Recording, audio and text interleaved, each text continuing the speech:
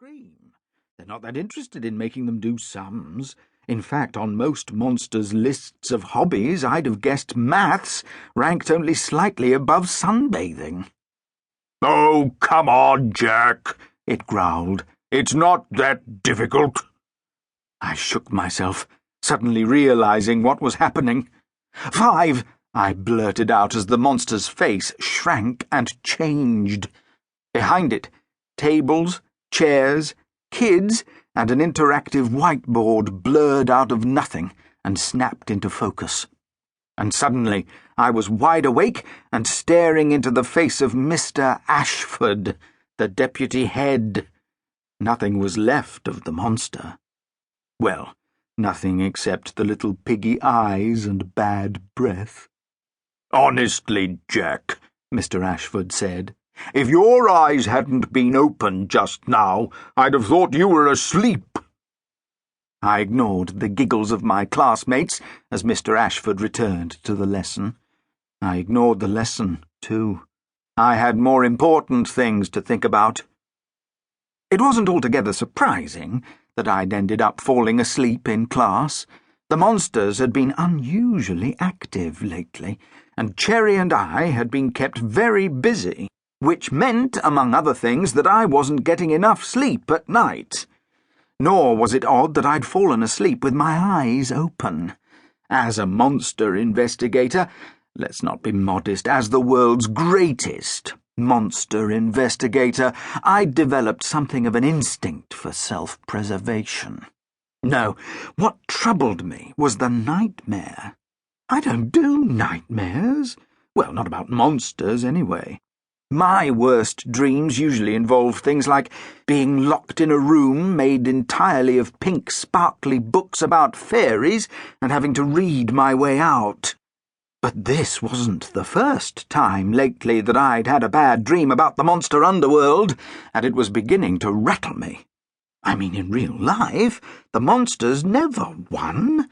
Never. Never had, never would. Not against me. But for them to start winning in my dreams, it didn't feel right. It didn't feel good at all. When I got home, the first thing I did was to check our website. Our, meaning Slater and Jackson, freelance monster investigators. The Slater part is me, of course, and the Jackson part is Cherry Jackson, my best friend and the world's second greatest monster investigator, though according to Cherry, I'm second greatest and she's first. Cherry and I have been working together ever since we met on a mission in the monster underworld, which turned out to be the biggest case I'd ever taken on, and which ended up with both of us resigning from the Ministry of Monsters' roster of official monster investigators and going freelance. When we did that, we decided it would be a good idea to let other kids know about us online. And sure enough, every now and again, someone would add something to the guest book that proved to be worth investigating. Like today, for example. In amongst all the usual stuff about funny noises coming from downstairs in the evening, which inevitably turned out to be grown-ups watching TV, and the not very funny comments from teenagers about, "There's a monster in my house, can you get rid of it, it's my little brother," there was something which looked interesting in a weird sort of way. It was from a kid calling himself Mousetrap, complaining about monsters hiding in his wardrobe. That's not so unusual in itself. It's not unheard of for monsters to creep out from under someone's bed while they're asleep, hide in the nearest cupboard, and wake them up by making spooky noises. Once the kid in question is thoroughly awake, they jump out and roar. What was odd, though, was that these monsters sounded as if they were hiding from something.